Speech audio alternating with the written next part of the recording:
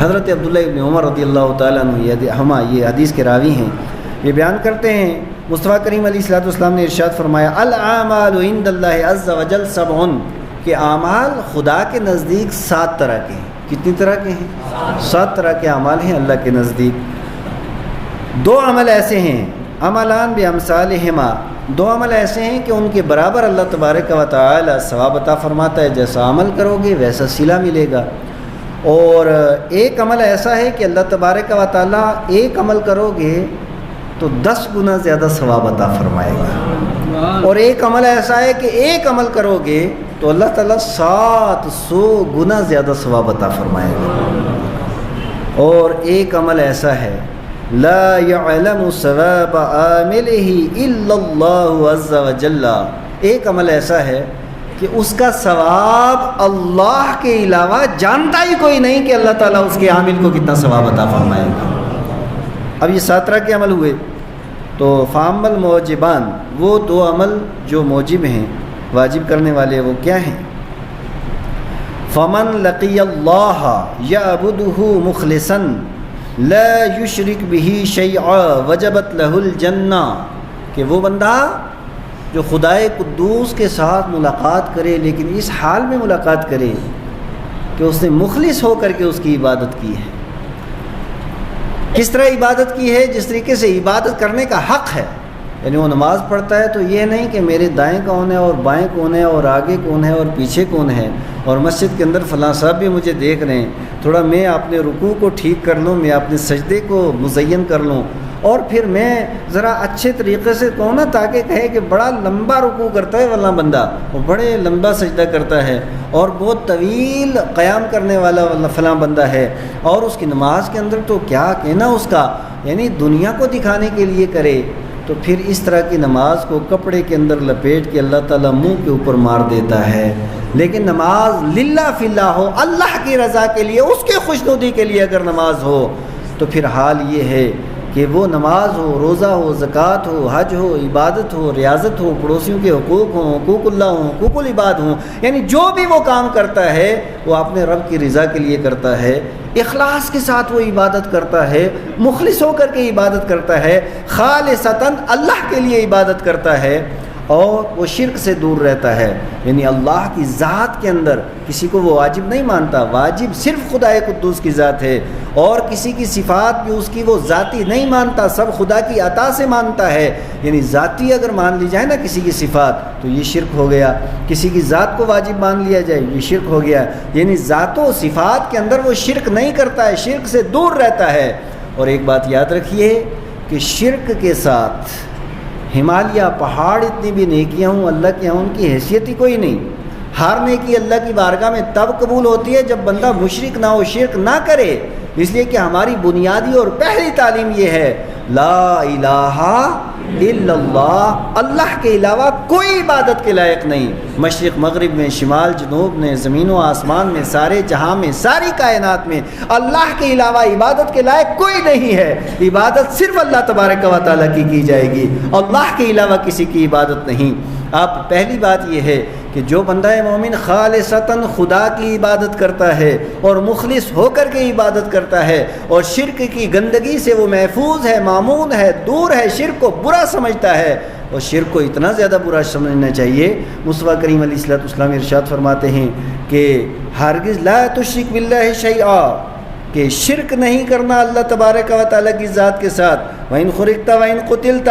اگرچہ تمہیں جلا دیا جائے، اگرچہ تمہیں قتل کر دیا جائے، یہ تو برداشت کر لینا ہے، لیکن خدا کی ذات اور اس کی صفات میں کسی کو شریک نہیں ٹھہرانا ہے۔ تو مصطفیٰ کریم علیہ السلام ارشاد فرماتے ہیں جو بندہ خالصتاً اللہ کی عبادت کرتا ہے، شرک سے دور رہتا ہے، تو پھر اسے اللہ تبارک و تعالیٰ کیا عطا فرماتا ہے؟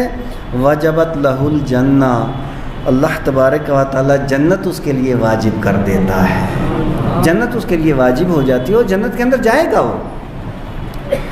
خالصتاً، اگر وہ اللہ تعالیٰ کی عبادت کرتا ہے، شرک سے دور رہتا ہے، وہ جنت کے اندر جائے گا، اللہ تبارک و تعالیٰ جنت اس کے لیے واجب کرتا ہے۔ اور جو خدائے قدوس کے ساتھ ملاقات کرے اس حال میں کہ وقد اشرک بہ وجبت لہ النار، اور اس نے ذرہ بر بھی اگر شرک کیا ہے، شرک کی غلاظتوں کے اندر اگر وہ مبتلا ہے، تو پھر اس کے اوپر جہنم واجب ہو جاتی ہے، وہ جہنم کے اندر جائے گا، نہ اس کا روزہ قبول ہے، نہ اس کی زکوٰۃ قبول ہے، نہ اس کی حج قبول ہے، نہ اس کی نماز قبول ہے، نہ اس کی عبادت قبول ہے، نہ اس کی نیکیاں قبول ہیں، نہ اس کے رفاہی کام قبول ہیں، اور نہ اس کا سوشل ورک قبول ہے، جبکہ یہ بڑی پسندیدہ چیز ہیں اور خدا کے قرب کا سبب ہیں، لیکن اگر وہ مشرک ہے، اگر وہ شرک کرتا ہے، تو ان میں سے کوئی بھی چیز اللہ تعالیٰ اپنی بارگاہ میں قبول نہیں کرتا ہے۔ اگر خدائے قدوس کی بارگاہ میں قبولیت چاہیے تو پھر شرک سے دور رہنا ہے، یعنی شرک سے جو دور رہے گا اس کے لیے جنت کے دروازے کھلیں گے، اور جو شرک کے اندر مبتلا رہے گا اس کے لیے جہنم کے دروازے کھلیں گے، اور فرشتے ڈھکیل کر کے اسے جہنم کے اندر ڈال دیں گے۔ تو دو عمل تو یہ ہوئے،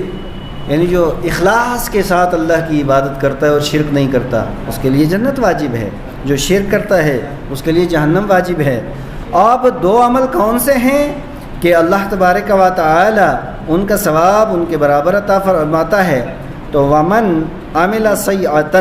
اسی طریقے سے کوئی آدمی اگر گناہ کر لے، اور گناہ تو آخر ہم سے گناہ نہیں ہوگا تو کس سے گناہ ہوگا؟ فرشتے تو معصوم ہیں نا، ان سے تو گناہ ہو نہیں سکتا، انبیاء کرام معصوم ہیں، ان سے بھی گناہ نہیں ہو سکتا۔ یہ میں اور آپ ہیں کہ ہر قدم کے اوپر گناہ کا خطرہ رہتا ہے، ہماری صبح گناہ کے اندر، ہماری شام، ہمارا دن، ہماری رات، جہاں تک ہمارے عمل کا تعلق ہے تو گناہ تو ہم کرتے رہتے ہیں، اور گناہ سے بچنا بڑا مشکل ہے۔ کون سی ایسی ہماری محفل ہے جس کے اندر گناہ نہ ہوتا ہوں؟ مجھے بتائیے کون سی ایسی خلوت و جلوت ہے ہماری جہاں پہ گناہ نہیں ہوتے ہوں؟ اور آج تو ماشاءاللہ ایک ڈبہ ہمارے پاس موجود ہے، اس کے ذریعے تو اتنے زیادہ گناہ ہوتے ہیں نا، میں آپ کو بتا نہیں سکتا۔ غلط میسج آگے کر دینا، لوگ آگے اس کو پڑھیں گے، پھیلائیں گے، تو یہ غلط میسج کرنے والے کے اوپر اس کا وبال ہوگا۔ اور اسی طریقے سے بہت سے گناہ ہیں، دوسرے کی چغلی کرنا، غیبت کرنا، جھوٹ بولنا، کیا کیا میں گناہوں کی فہرست آپ حضرات کے سامنے گناؤں۔ گناہ تو ہم سے ہوتے رہتے ہیں، لیکن یاد رکھیے خدائے قدوس کا کرم اور اس کی عنایت دیکھیے، واللہ لطیف بعبادہ، اللہ تعالیٰ اپنے بندوں کے اوپر بڑا مہربان ہے، وہ کتنا مہربان ہے، وہ کتنا مہربان ہے۔ اللہ کے پیارے محبوب علیہ الصلوۃ والسلام ارشاد فرماتے، ومن عمل سیئۃ جزی بہا، کہ جو بندہ گناہ کر دیتا ہے تو اگر اس نے ایک گناہ کیا ہے تو بدلے میں ایک گناہ لکھا جاتا ہے۔ ایک گناہ کیا تو کتنے گناہ لکھے جاتے ہیں؟ ایک گناہ لکھا جاتا ہے۔ اور ومن اراد ان یعمل حسنۃ فلم یعملها جزی مثلها، خدا کا کرم دیکھیے، اور کسی نے اگر نیکی کا ارادہ کیا، نیکی کا نیکی کی نہیں، صرف ارادہ کرتا ہے، نیت کر لیتا نا، اور ارادے کا مطلب ہوتا ہے کہ پختہ نیت کر لینا، پکی نیت کر لینا کہ ہاں یہ کام میں کروں گا، لیکن وہ کام وہ نہیں کر سکا، تو ارادہ اور نیت کرتے ہی اس کے برابر اللہ تعالیٰ ثواب عطا فرما دیتا ہے۔ نیت کرتے ہی، مثال کے طور پہ ہم لوگ بنا رہے ہیں سب مل کے، تو وہ آپ ہی کا ادارہ ہے، بنا رہے ہیں ہم مل کے ادارہ، اور ماہ رمضان کے انشاءاللہ تعالیٰ ٹھیک 3-4 دن کے بعد اس کا لینٹر ہے۔ پہلے ڈالنا تھا لیکن کچھ وجوہات کی بنیاد پہ نہیں ڈال سکے، انشاءاللہ ڈالیں گے۔ اب اس میں سریے کی ضرورت بھی ہے اور سیمنٹ کی ضرورت بھی ہے، اور ریت و بجری کی ضرورت بھی ہے، اور مزدوروں کو پیسے دینے کی بھی ضرورت ہے۔ آپ میں سے کوئی آدمی اگر یہ پکا ارادہ کر لے کہ 1 کوئنٹل سریا میں دوں گا، 1 بیگ سیمنٹ کا دوں گا، 10 بیگ سیمنٹ کے دوں گا، 2 مستریوں کے پیسے دوں گا، یہ سب آپ نے پکا ارادہ کر لیا، لیکن کسی وجہ سے نہیں دے سکے، تو 10 بیگ کا جو ارادہ کرے گا اللہ تعالیٰ وہ اگر نہ بھی دے سکے 10 کا ثواب اللہ اسے ضرور عطا فرمائے گا۔ اور یہ دینے کے تعلق سے تو اسپیشل آگے حکم آ رہا ہے نا، وہاں میں اس کی وضاحت کروں گا۔ صرف میں نے ایک بات بتائی کہ ارادہ کیا نیکی کا، اسی طریقے سے کسی نے ارادہ کیا کہ میں قرآن حکیم کی تلاوت کروں گا، نہیں کر سکا، تو ارادہ کرتے اور نیت کرتے ہی اللہ تعالیٰ تلاوت قرآن کا ثواب عطا فرمائے گا۔ لیکن اس کو روٹین نہیں بنا لینا، اسی کو عادت نہیں بنا دینا، کرنا تو ہے نہیں، بس یہ ارادہ ہی چلے تو یہ ارادہ نہیں، مذاق ہو گیا۔ ارادے اور نیت کا مطلب یہ ہے کہ پکا ارادہ کر لے اور ذہنی طور پہ اور دلی طور پہ تیار ہو جائے کہ یہ کام میں کروں گا، اور پھر نہ کر سکے تو پھر اللہ تبارک و تعالیٰ، یا کسی مجبوریاں تو رہتی ہیں نا، تو مجبوری کی بنیاد پہ اگر وہ کام نہ کر سکے تو یقیناً اللہ تبارک و تعالیٰ برابر ثواب عطا فرمائے گا۔ اور سبحان اللہ، پاک پروردگار عالم، ومن عمل حسنتاً، یہ تو نیکی کا ارادہ کیا تھا نا، صرف ارادہ کیا تھا آپ نے، نیکی کا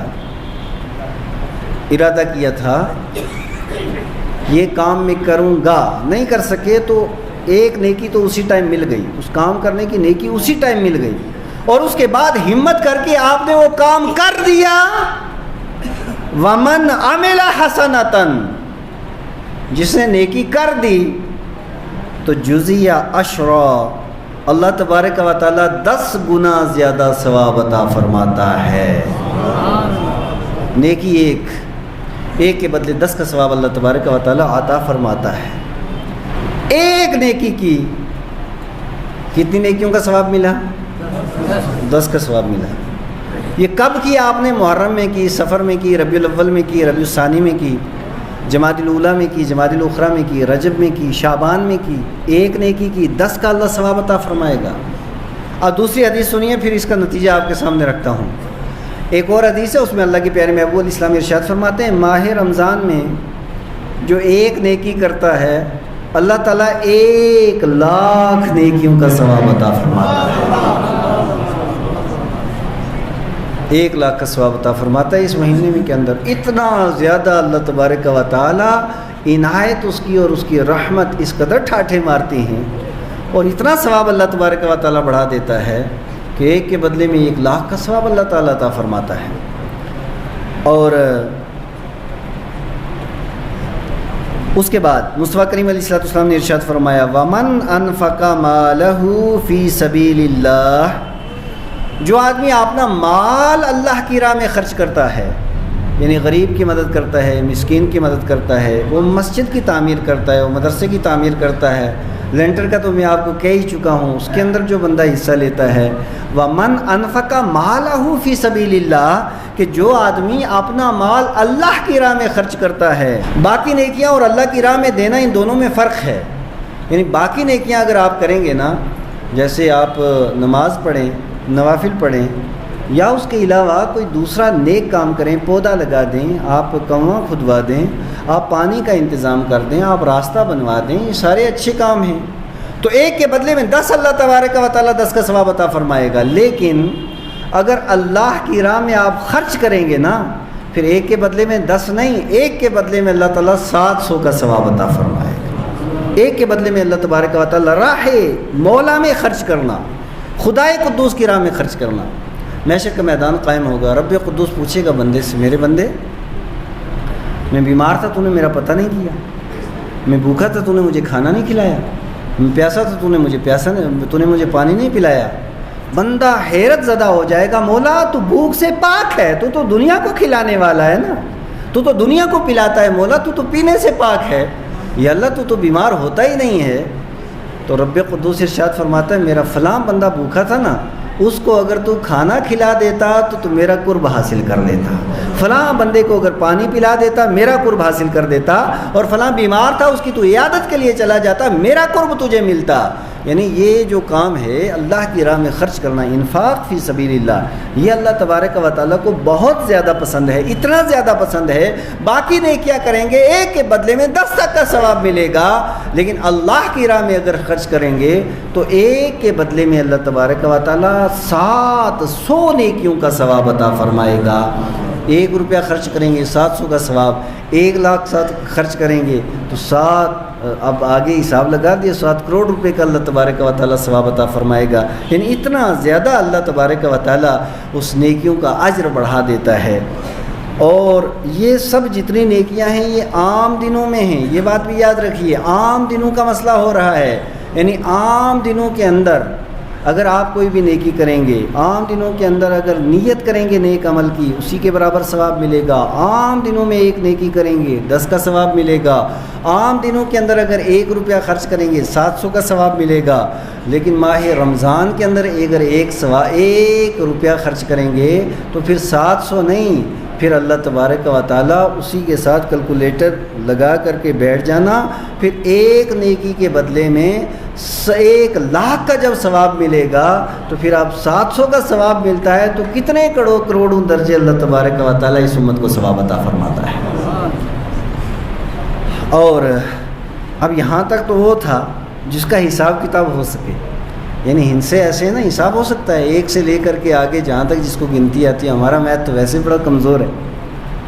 لیکن یہ تو حساب کتاب کا مسئلہ ہے نا، اتنے یہ نیکیاں کرو گے تو اتنا ثواب، یہ کرو گے تو اتنا ثواب، یہ کرو گے تو اتنا ثواب ملے گا۔ لیکن جو آخری بات ہے، مصطفیٰ کریم صلی اللہ تعالی علیہ وآلہ وسلم نے ارشاد فرمایا وَالصِّيَامُ لِلَّهِ عَزَّ وَجَلَّ لَا يَعْلَمُ ثَوَابَ عَامِلِهِ إِلَّا اللَّهُ عَزَّ وَجَلَّ۔ اور روزہ، صوم اور صیام، روزہ اور روزے یہ اللہ کے لیے ہیں، اور روزے کا ثواب اللہ کے علاوہ کوئی نہیں جانتا۔ اللہ کے علاوہ کوئی نہیں جانتا کہ ایک روزہ بندہ رکھے گا اس کا ثواب اللہ تبارک و تعالیٰ کتنا عطا فرمائے گا، یہ صرف خدا جانتا ہے اور بندہ جانتا ہے۔ کیوں؟ اس لیے کہ قرآن حکیم کی ایک آیت ہے کہ جتنا گناہ کرو گے تو ویسا، جیسا کرو گے تو ویسا تمہیں صلہ ملے گا۔ حل جزاء الاحسان الا الاحسان، نیکی کا بدلہ نیکی ہے۔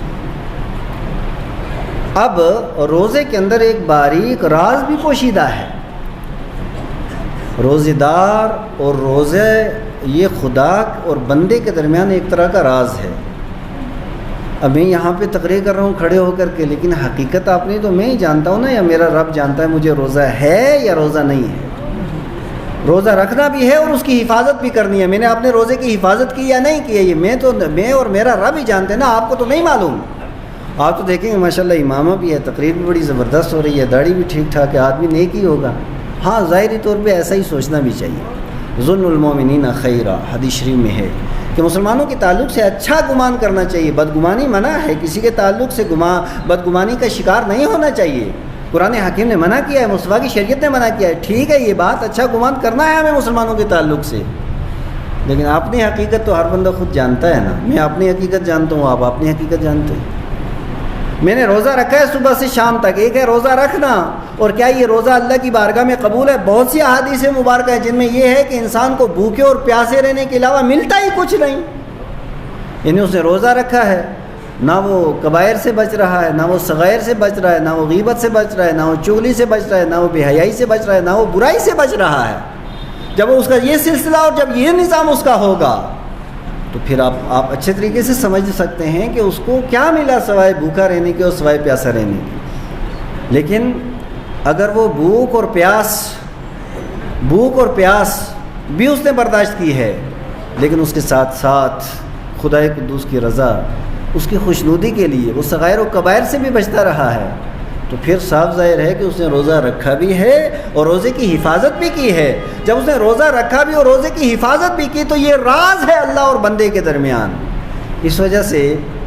اللہ کے پیارے محبوب فرماتے ہیں کہ اس کا ثواب بھی سر اللہ ہی جانتا ہے، اب بندے کو تو پتہ نہیں، لیکن جب محشر کا میدان قائم ہوگا تو پھر یہ ثواب کے خزانے کھلیں گے کہ اللہ تعالیٰ اپنے بندے کو کیا عطا فرماتا ہے۔ یہ روزہ وہ عبادت ہے اور روزہ وہ خدائے قدوس کی قربت کا سبب ہے۔ اس وجہ سے ہمیں روزے کی بڑی فضیلت و عظمت ہے، اس سے دل صاف ہوتا ہے، قلب کی صفائی ہوتی ہے، شہوتیں اس سے ٹوٹتی ہیں اور برائیوں سے انسان بچتا ہے، اور جسمانی لحاظ سے بھی بہت سی بیماریوں سے اللہ تعالیٰ روزے کے سبب اور روزے کے ذریعے سے اللہ تبارک و تعالیٰ نجات عطا فرماتا ہے۔ تو بہت زیادہ فضیلت ہے اس روزے کی، اور یہ تو عام روزہ ہے نا، یعنی جب چاہیں آپ روزہ رکھیں، یہ ساری فضیلت آپ کو ملے گی۔ کسی مہینے کے اندر روزہ رکھیں، اور عام طور پہ جو روزے رکھے جاتے ہیں جیسے جمعرات کو روزہ رکھنا چاہیے، اسی طریقے سے پیر کو روزہ رکھنا چاہیے، یا چاند کی 13، 14، 15 کو روزہ رکھنا چاہیے، یہ تو سنت ہیں، اور صحابہ کرام رضوان اللہ تعالیٰ علیہم اجمعین کا اس کے اوپر عمل رہا ہے، اس سے انسان کا دل روشن رہتا ہے۔ لیکن پھر رمضان شریف کا روزہ، اس کی فضیلت اور اس کی عظمت کیا ہے، یہ بھی انشاءاللہ تعالیٰ آئندہ بتائیں گے کہ کس قدر اللہ تبارک و تعالی ایک بندہ مومن کو ثواب عطا فرماتا ہے۔ بس ایک حدیث حضرت سہل بن سعد رضی اللہ تعالیٰ عنہ بیان فرماتے مصطفیٰ کریم علیہ الصلوۃ والسلام سے وہ روایت کرتے ہیں کہ جنت کے اندر ایک دروازہ ہے اور اس دروازے کا نام ہے باب ریان. کیا نام ہے؟ باب ریان ہے اس کا نام. یدخل منہ الصائمون یوم القیامہ، کہ اس دروازے سے صرف روزہ رکھنے والے داخل ہوں گے، صرف روزے والے، یعنی اسپیشل. یہ کون سا باب ہے؟ اللہ تبارک و تعالیٰ کی عنایت دیکھیے اور ہم لوگوں کی کرتوت دیکھیے. آپ دنیا کے اندر اس مثال کے ذریعے بات سمجھیے. اور دنیا کے اندر کوئی بھی بڑا نیتا آ جاتا ہے نا، کیونکہ آج کل تو لوگ سیاسی بات جلدی سمجھتے ہیں، باقی مذہبی بات لوگوں کو پتہ ہی نہیں. آپ میں مجتہد کی اگر مثال دوں گا تو لوگوں کو پتہ ہی نہیں مجتہد کسے کہتے ہیں. میں محدث کی اگر مثال دوں گا تو بہت سے لوگوں کو پتہ ہی نہیں محدث ہے کس کا نام. لیکن بہرحال کیونکہ سیاسی چے میں گوئیاں اور سیاسی گفتگو یہ تو ہمارے ہر گھر میں اور ہر کوچے میں ہوتی رہتی ہیں باتیں، اس لیے یہ بات تو فوراً سمجھ میں آ جائے گی. کسی بھی ملک کا سربراہ، اب اس ملک کا جو نظام حکومت ہے، چاہے وہاں صدارت ہے یا وزارت عظمیٰ ہے، جو بھی ہے، کسی ملک کا وزیر اعظم آ جائے یا صدر آ جائے، تو دنیا کا ایک طور طریقہ ہے، جب وہ کسی علاقے سے گزرتا ہے نا، اس کے لیے ڈیوڑی لگائی جاتی ہے، بہت بڑا گیٹ لگایا جاتا ہے،